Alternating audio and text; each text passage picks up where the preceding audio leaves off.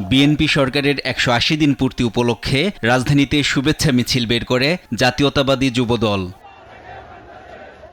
শুক্রবার বিকেলে Notre Dame college প্রাঙ্গণ থেকে মিছিলটি শুরু হয়। ফকিরাপুল হয়ে মিছিলটি বিএনপির কেন্দ্রীয় কার্যালয়ের সামনে গিয়ে সংক্ষিপ্ত সমাবেশে মিলিত হয়। সমাবেশে নেতাকর্মীরা দেশের উন্নয়ন ও অগ্রগতির জন্য জনগণকে বিএনপি সরকারের উপর আস্থা রাখার আহ্বান জানান। সকলের সমন্বয়ে অবশ্যই ইনশাআল্লাহ বেশিরভাগ সমস্যা অতি দ্রুতই সমাধান হবে আল্লাহ। জনাব তারেক রহমান সাহেব বাংলাদেশের মানুষের জন্য নিরলসভাবে পরিশ্রম করে যাচ্ছে দেশকে উন্নতশীল দেশে পরিণত করার জন্য। এদিকে রাজধানীর নয়াপল্টনে বিএনপির কেন্দ্রীয় কার্যালয়ে সংবাদ সম্মেলন করেন দলটির সিনিয়র যুগ্ম মহাসচিব রুহুল কবির রিজভী। জানান, সাবেক প্রধানমন্ত্রী প্রয়াত খালেদা জিয়ার জন্মদিন উপলক্ষে শনিবার রাজধানীসহ সারা দেশে দোয়া অনুষ্ঠানের আয়োজন করেছে বিএনপি। নয়াপল্টনের কেন্দ্রীয় কার্যালয়ে সকাল 11টায়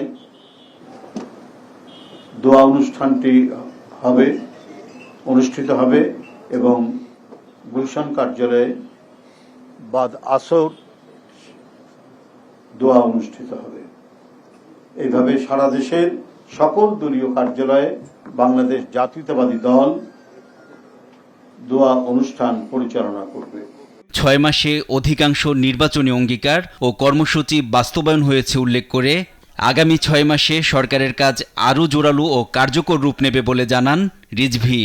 শতকরা এই যে লক্ষ্য পূরণ, যেটা 6 মাসের মধ্যে টোটাল যে অঙ্গীকার বা ম্যানিফেস্টোর কত অংশ হয়, সেই অংশ অনুযায়ী 6 মাসের যে লক্ষ্য, সে লক্ষ্য মোটামুটি সবগুলোই পূরণ হয়েছে। কোথাও হয়তো 19-20 হতে পারে। NI নাহিদ, দেশ টিভি, ঢাকা।